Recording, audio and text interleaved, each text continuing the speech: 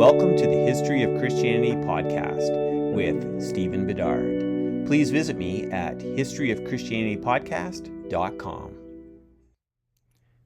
Welcome to the History of Christianity podcast. In our narrative, we are currently in the 4th century and we're working through all the things that are happening with the rise of Constantine and the Council of Nicaea and the fight for what would become Orthodox Christianity. And we will get back to that. However, from time to time, I get the opportunity to speak to a historian about another era of Christianity, and one we probably won't get to for quite a long time in our narrative. And so in this episode of the podcast, we will be talking to Emily Conroy-Krutz, who is the author of Missionary Diplomacy. And this is a book I really enjoyed. And Emily and I have a great discussion talking about how the American State Department was able to use missionaries as diplomats, which is something that would surprise many people. So please enjoy our conversation. In this episode of the History of Christianity podcast, I have the privilege to speak to Emily Conroy-Krutz from Michigan State University, the author of Missionary Diplomacy. Welcome to the podcast, Emily. Hi, thank you so much for having me. I was wondering if you could just tell us a little bit about yourself and how you came to write this book. Sure. So I am, as you said, I teach at Michigan State University. I'm an associate professor here. Missionary Diplomacy is my second book. My first book was titled Christian Imperialism. And so in both books, I have been writing about the history of foreign missionaries and their relationship to ideas about American empire and ideas about diplomacy and things like this. I came to this topic I went to graduate school fully expecting to become a 19th century U.S. women's historian. And as so many of us sort of have stories like this where we just get into the archives and the stories drag us along. So I had initially been researching marriage and missionary women and why they married the men that they did and what their experiences were like in the early 19th century. And as I got to hear their stories more, I had a lot of questions about why 19th century American Protestants were getting involved in mission work anyway, why they were going to the places that they were going, how they understood the role of the U.S. in the world. And so that sort of brought me along to this project of, in 2 books now, thinking about missionaries as a window into American experiences with the globe over the course of the 19th century. Well, I found your book to be quite fascinating, and it surprised me a little bit coming from a modern experience of separation of church and state to see that that a government would use missionaries in a diplomatic role at all. That just seems so bizarre in today's context. And so I was wondering if you could maybe tell us how that came about, that the government would use missionaries in such a role. Absolutely. So I think part of understanding this longer history of missionary entanglement with the State Department and sort of really active role in shaping American diplomacy is sort of starting back in the early 19th century when the State Department is really weak and it's really small at the same time that these missionaries are starting to go out into the world. And one of the things that really drove home for me as I was getting into this project, right, why is it that the government would be turning to missionaries in the way that they do, was looking at maps and starting to map out where are missionaries going and where are American diplomats going and where are American consuls going. And once I started plotting out those maps, it became clear that both of these groups were using very different geographies for the first part of the 19th century. where the State Department was really interested in and where most of its attention was going was to Europe and to Latin America. And missionaries were really taken with sort of what they call the heathen world. It's really kind of horrible language that they use to describe basically everywhere else that the State Department wasn't. And so as missionaries are kind of piggybacking on the British Empire, on American merchants, and finding themselves in East Asia, in the Middle East, in parts of Africa, they are, I mean, in various Pacific islands, of course, as well. They come to be the Americans on the ground who can explain these places to all kinds of Americans, including American diplomats and American politicians.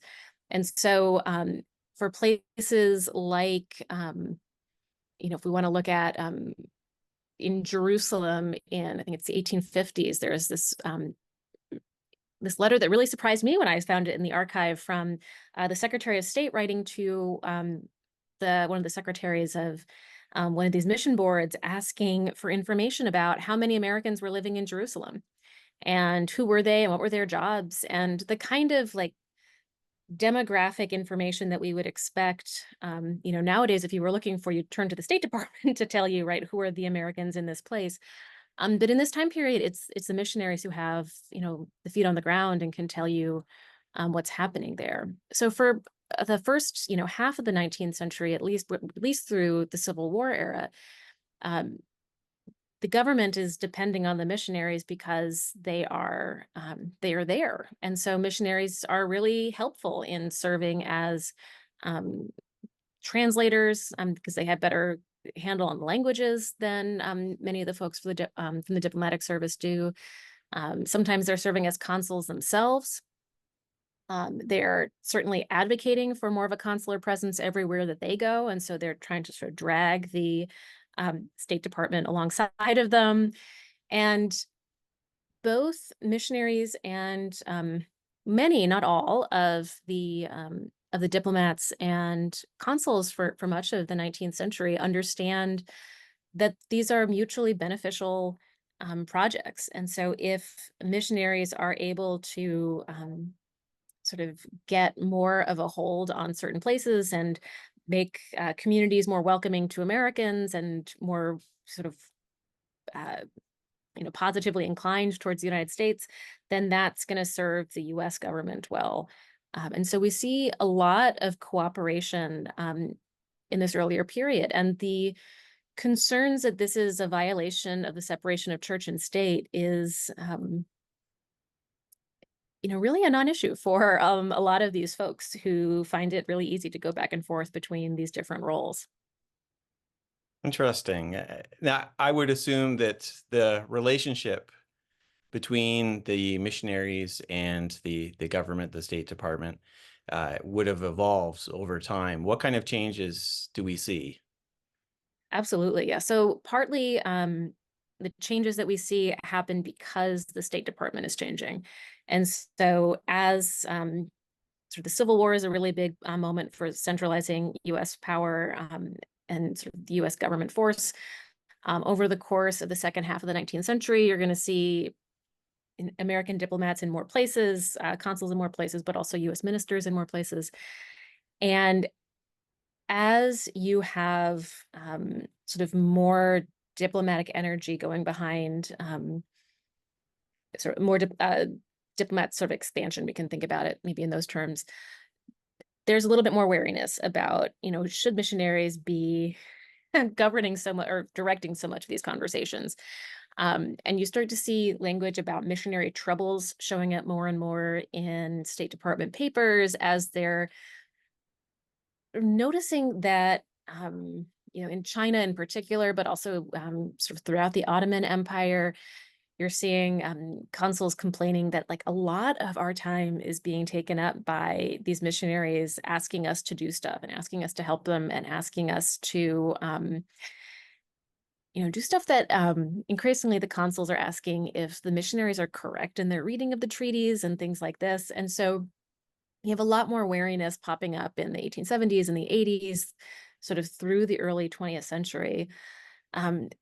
But it does not result in, any kind of, clear-cut separation between sort of the missionary endeavor and the diplomatic endeavor, because even as individuals, have, and I should say, and at times the American public has concerns about sort of these too close relationships. There's also that idea that um, you know missionary work is advancing the interests of the U.S. government that persists.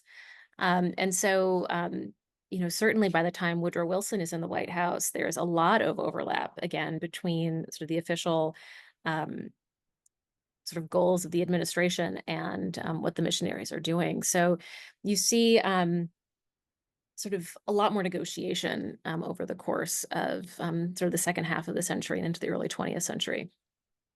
Well, that's interesting. You mentioned that there were times that the missionaries were reaching out and asking for help from the State Department, and they had specific things that they were looking for, and of course that would get in the way of some of the intended activities. Were there other instances where the missionaries were causing trouble for the goals of foreign policy? Yeah. So, I mean, the sort of trouble causing comes in a couple of different categories. And I sort of had a lot of fun organizing that part of the book and breaking down sort of how am I going to sort of parse this out, because there's a lot of ways that missionaries get into trouble and cause trouble. One thing that happens is, missionaries are, you know, sometimes they face attack, sometimes they are sort of victims of violence, and so the State Department has to get involved to protect them. Usually happy to do so in those cases. And there were some uh, sort of, I found rather sort of alarmingly bloodthirsty letters from diplomats talking about getting, the right kind of punishment for those who would harm Americans abroad.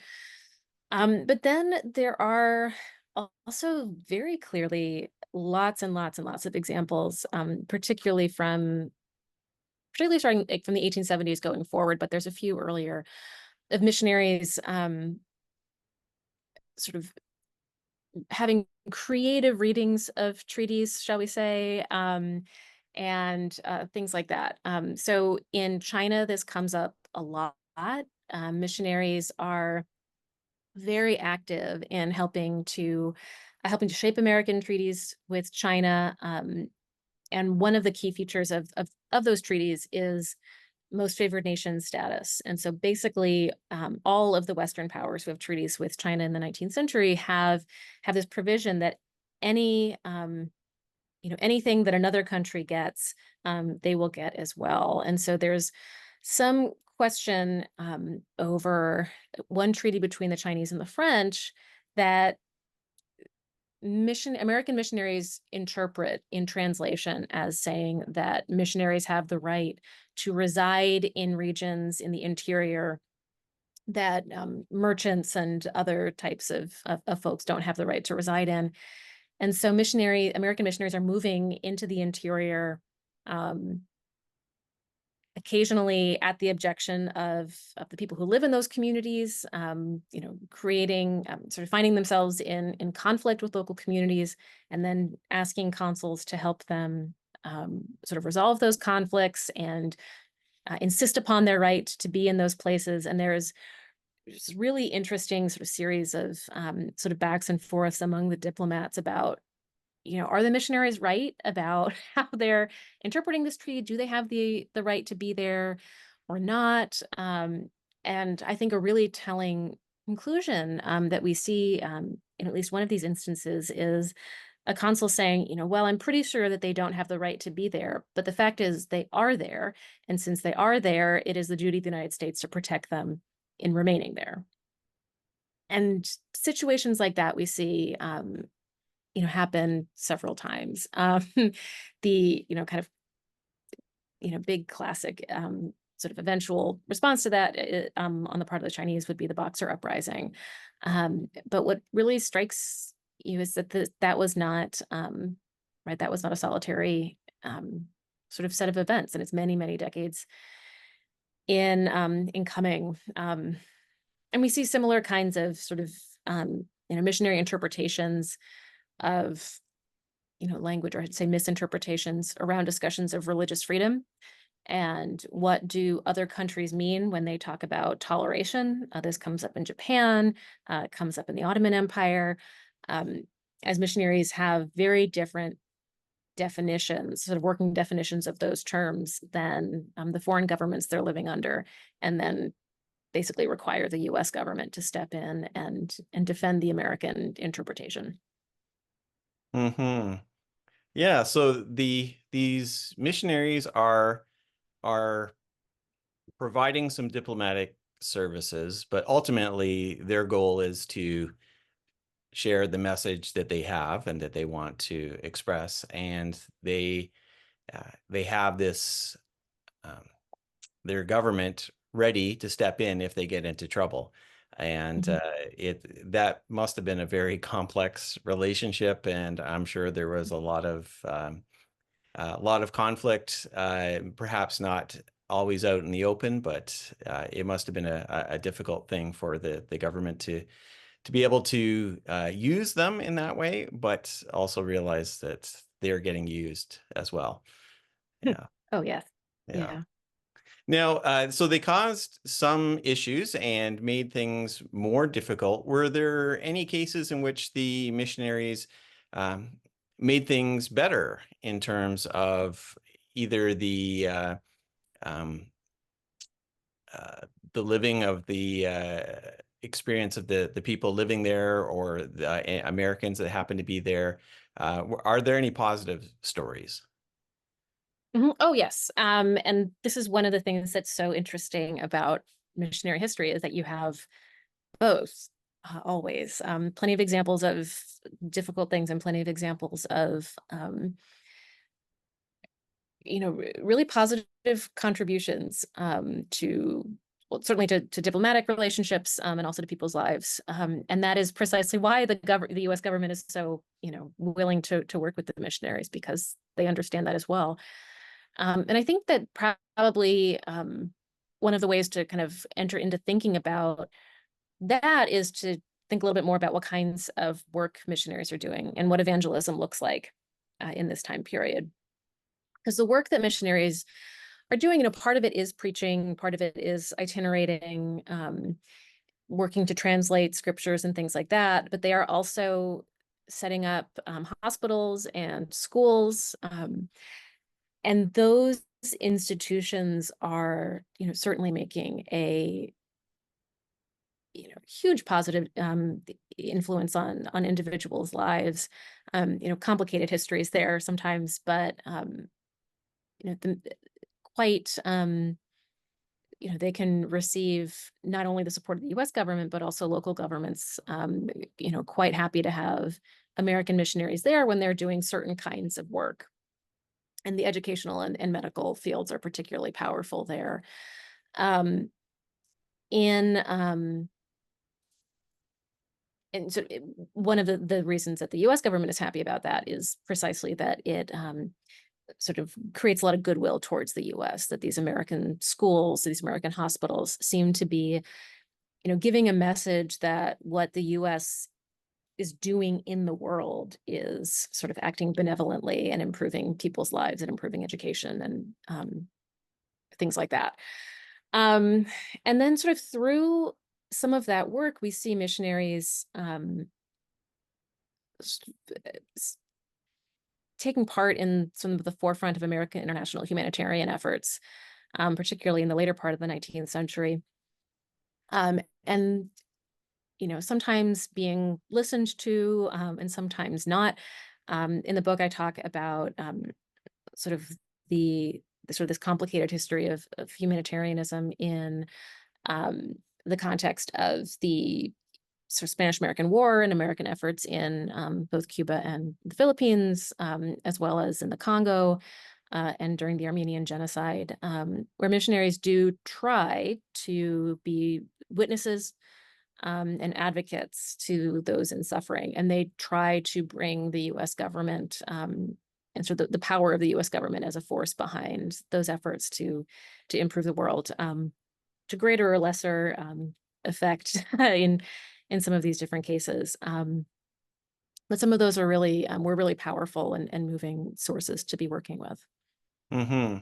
Yes, I found those stories to be quite moving of how they were shedding light on some pretty horrible situations that were happening in some of those countries, and there was a lot of pressure on them to keep quiet about that, and yet they continued to uh, try to get the world to be aware of what was really taking place. And so I really appreciated those stories. In fact, as I was reading your book, it would be very easy, I would think, to come at this subject with a specific thesis that these missionary diplomats were always wrong and that you could focus completely on the negative examples. And I'm sure there's more than enough material that could be done.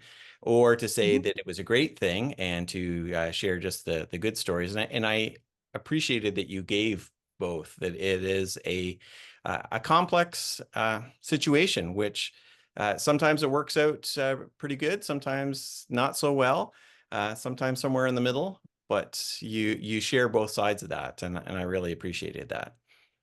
Well, thank you very much. I tried to have an even hand as I was writing, so I appreciate that comes Yeah. across. So, Yeah. what do you think made the difference between a good experience and a bad experience? Would it like some of the variables I could think of would be like certainly the point in history, but also the nation, perhaps the kind of missionary activity that was going on. Um, what do you think really ultimately made the difference between the missionaries being a positive um, having a positive effect in terms of diplomacy, uh, as opposed to having a negative effect? Whew. Um, yeah, that's the question.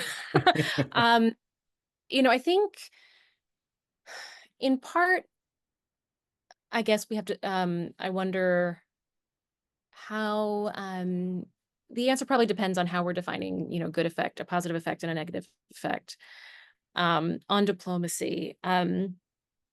From so if we're imagining ourselves in Washington D.C. in the State Department evaluating some of this, right. The missionaries that that Washington is going to like are the ones who will be tactful, who will be acting like diplomats, who will be sort of um, acting with tact and with respect to the people that they are meeting, who will be and you see sort of this exact advice.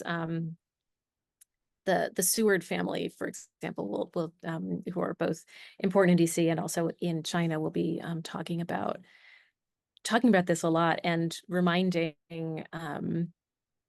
wanting to remind missionaries that they are going to be most effective and doing the most good when they are going forward with tact, with respect, with I'm trying to remember the word they use right now that's really apt to describe this dynamic, with humility, basically, um, which doesn't always happen. And so part of the difference in that sort of whether that's going to be a good experience or bad experience, in part comes down to individual missionaries and their personalities. Um, in part, it comes down to how they're going to be approaching the people whom they meet. One of the, I think, really important themes throughout this history and probably throughout missionary history in general has to do with how are missionaries understanding race and um, how are they thinking about what the kind of transformation they are seeking will look like. Because missionary work, it's destabilizing. It is intended to be destabilizing. And so, from the point of view of diplomats, it is, it should be inherently nerve-wracking because evangelization is about transforming the interior lives of people. And that sort of in practical purposes, right, that involves a lot of external changes as well. And so when we're changing education systems and medical systems, and missionaries will sometimes talk about changing government systems and all of these things as part of what it means to be a Christian. And for a lot of these missionaries in the 19th century, all of those understandings are wrapped up in what they think about race, and what they think about sort of the superiority of American culture versus all of the other places that they're looking. And so, so yeah, I think how they answer those questions and how they understand sort of their relationship with the people they're trying to convert has the power to make tremendous differences, both on sort of individual sort of effects on individual people's lives, but also certainly how the missionary experience as a whole will affect government relations and diplomacy.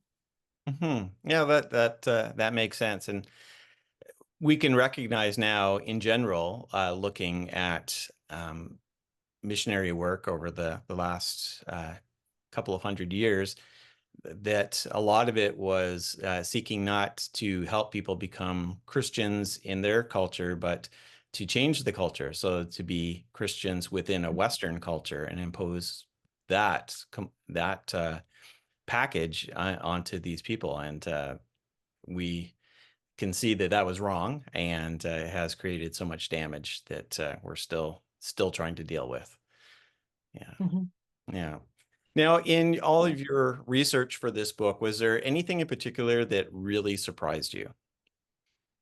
I mean, so many things. I think what stood out to me the most was looking through State Department, because my first book was mostly focused on the archives I was working were mostly missionary, sort of on the missionary side of things. And for this book, I got to explore a lot more of the political side, and was in the National Archives and reading, the State Department papers and things like that. And what really surprised me as I did that was how much there was this continuity of language about missionary troubles. My expectation going in, I had sort of, I'd read about the Boxer uprising at the turn of the 20th century in China, and sort of the questions about whether this was an anti-foreign or anti-Christian movement, and questions about that for diplomacy. And as I was sort of starting there and then working my way back in the State Department papers, what really struck me was that early letters within the State Department about the Boxer uprising sort of talked about it as the missionary troubles in China. And that same phrase, missionary troubles, was their shorthand to describe events going back decades before this in China and also all over the world. And what really struck me and surprised me about that was how much there was this continuity of experience all over the world, and for a much, much longer period of time than I expected, of um, kind of trying to parse all of the messy questions of this relationship for a really, really long time, and that this event that we often, within religious history, within diplomatic history, sort of talk about as a kind of spark that changes things going forward, we can think about that much more as something that emerges out of a longer history than something that kind of pops up surprisingly. Good, good. Well, I want to say, Emily, that I really, really enjoyed this book. There's two subjects that I love studying about, and that's history and religion, and it all comes together here.